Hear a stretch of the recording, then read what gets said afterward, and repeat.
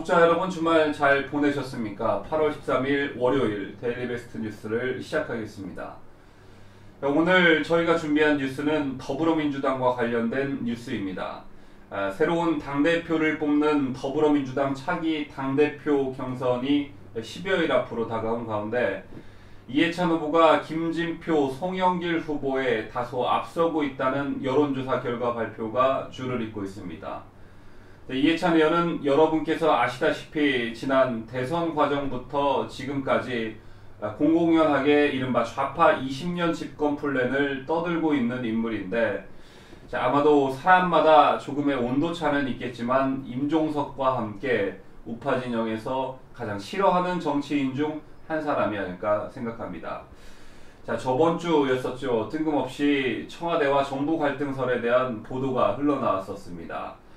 박원석 전 정의당 의원이 자신의 페이스북에 최근 청와대와 정부 내 갈등설이 있다, 당사자를 얼마 전 어떤 자리에서 짧게 교유할 기회가 있었는데 많이 바쁘시겠다, 수고가 많으시다는 인사말에 예상 외의 답변이 돌아와 조금은 놀랐다면서 그 당사자의 말을 소개했는데, 대통령의 말도 안 듣는다, 자료도 안 내놓는다, 조직적 저항에 들어간 것 같다, 말을 할 수 없는 위치라 답답하다, 밖에 나가 인터넷 언론사라도 만들어 말하고 싶은 심정이다라는 말을 했다고 전했습니다.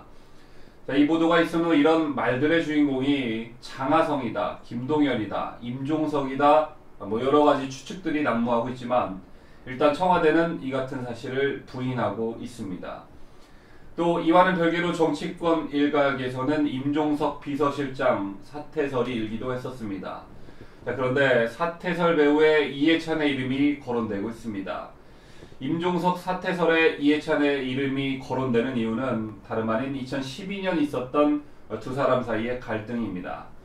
이해찬 의원과 임종석 실장은 2012년 당시 19대 국회의원 총선 공천을 놓고 마찰을 빚은 바 있습니다.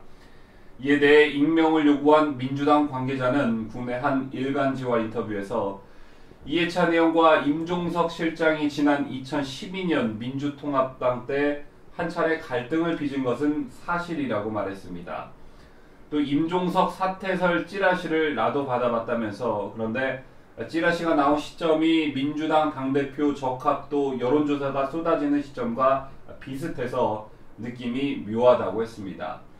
그러나 이 민주당 관계자는 찌라시는 어디까지나 찌라시일 뿐이라고 선을 그었다고 합니다.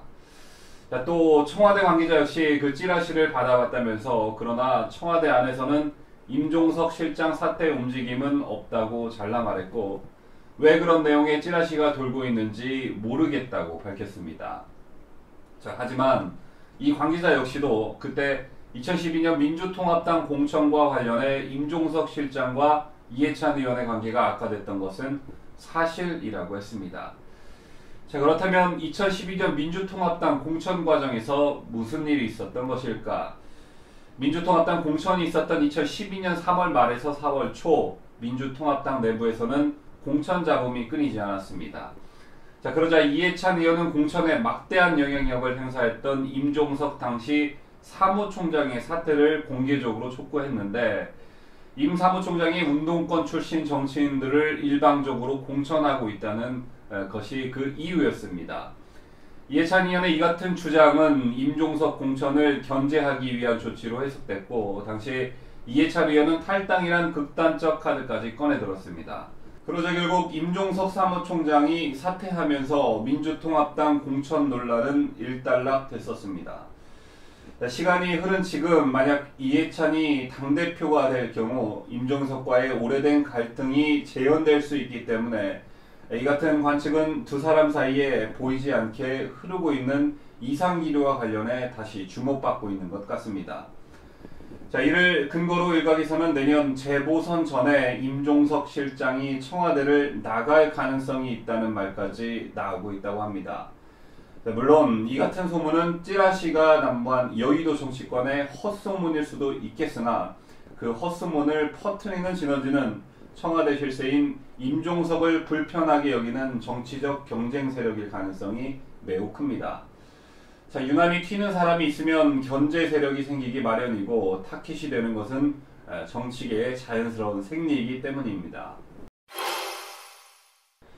또 한 가지 민주당과 관련한 소식이 있습니다. 지피지기면 백전백승이라고 여러분도 꼭 아셔야 할 내용들이 있습니다.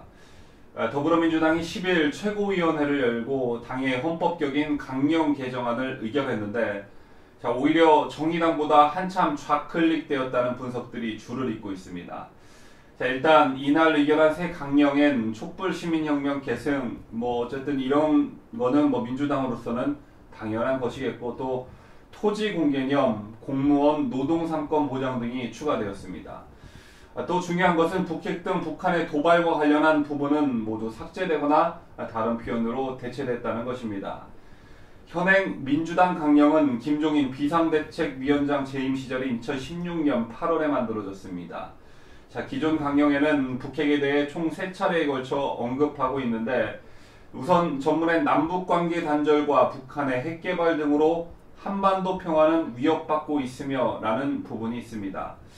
자, 그런데 민주당은 이번 새 강령에서 이 문구를 삭제하고 남북관계가 개선되고 한반도 비핵화와 평화체제 구축의 과정이 진행되고 있으나 한반도의 평화는 아직 굳건하지 못한 상태라는 표현을 담기로 했습니다.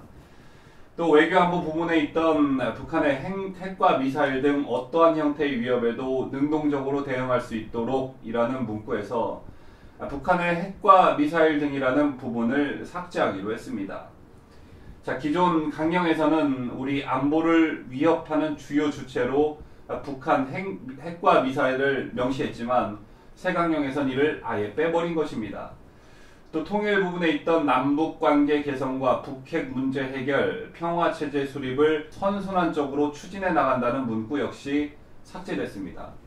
대신 남북 간 일체의 적대 행위를 중지하고 비무장지대 평화지대화 등 군사적 신뢰 구축 및 한반도 군비 통제, 동북아 다자안보 협력 등을 추진해 나간다는 문구가 담겼습니다. 자, 쉽게 말해 새 강령에서 북핵이란 문구 자체를 찾아볼 수 없게 된 것입니다. 자, 대신 한반도의 완전한 비핵화라는 표현만 몇 차례 등장합니다. 이같이 민주당이 강령에서 북핵을 뺀 것은 다른 정당들과 비교해도 너무 나간 측면이 강합니다. 자유한국당은 북한 비핵화와 한반도 평화를 위해 노력한다는 문구가 있고 바른미래당은 북한의 핵무기 개발 보유를 반대한다, 북핵 포기를 달성한다 같은 표현이 강령에 담겨 있습니다. 자, 심지어 북한의 유화적인 정의당도 대화와 협력을 통해 북한의 핵무장과 인권 문제를 실질적으로 해결해 나간다는 문구를 통해 북핵 문제를 언급하고는 있습니다. 자, 문제가 되는 것은 북한의 핵뿐만이 아닙니다. 민주당은 새 강령에 문재인이 지난 3월 발의했던 헌법 개정안에 담았던 내용도 대폭 추가했습니다. 민주당은 토지 재산권의 합리적 사용을 통해 토지와 지대 수익으로 인한 경제 왜곡과 불평등을 방지하고 공공성을 갖춘 건전한 발전을 도모한다는 문구를 통해 토지 공개념 원칙을 강령에 담았습니다. 또 공무원의 노동 3권 보장을 위해 노력한다는 문구도 새로 나왔습니다. 특히 토지 공개념은 자유시장 경제의 사유재산제 근간을 흔드는 개념이기 때문에 매우 우려스러운 부분이 아닐 수 없습니다. 이 토지 공개념은 너무나 중요한 문제이기 때문에 조만간 데일리베스트에서 집중적으로 여러분께 다뤄드리도록 하겠습니다. 또 공무원 노동 3권 보장은 정규조 합법화의 근거가 될 수 있는 소지가 다분합니다. 자, 민주당은 이 밖에 협동조합, 사회적 기업, 마을기업, 자활기업 등 다양한 사회적 경제를 육성이란 문구를 삽입했는데 이 또한 사회적 경제 개념 자체가 농후합니다. 이뿐만 아니라 대한민국 경제를 망치고 있는 문재인 정부 경제 3대 기조인 소득주도 성장과 혁신성장, 공정한 시장경제 등도 비중 있게 담은 것으로 알려졌습니다. 자, 뉴스를 마치면서 이번 민주당의 새 강령은 급진적일 뿐 아니라 여러 분야에 걸쳐 매우 위험한 요소들을 담고 있습니다. 자, 심지어 집권당이 자유시장 경제체제의 근간을 흔들고 상당 부분 사회주의 국가체질로 변화를 도모하고 있는 것이 아닌가라는 인상을 아주 강하게 받았습니다. 또한 국민의 생명과 재산을 위협하고 있는 절대 위험 요소인 북한 핵과 미사일과 관련한 부분이 대거 삭제되었다는 것은 국민의 생명과 재산을 포기하겠다는 것과 마찬가지가 아닌가라는 생각이 듭니다. 자, 혹자는 정당 강령에 들어있는 문구 하나, 단어 하나 바꾼 것 가지고 무슨 그리 호들갑을 떠느냐고 하시는 분들도 있겠지만, 자, 바로 그 단어 하나, 문구 하나에 한 나라의 체제 자체가 바뀔 수도 있다는 것을 자, 우리는 잊지 말아야겠습니다.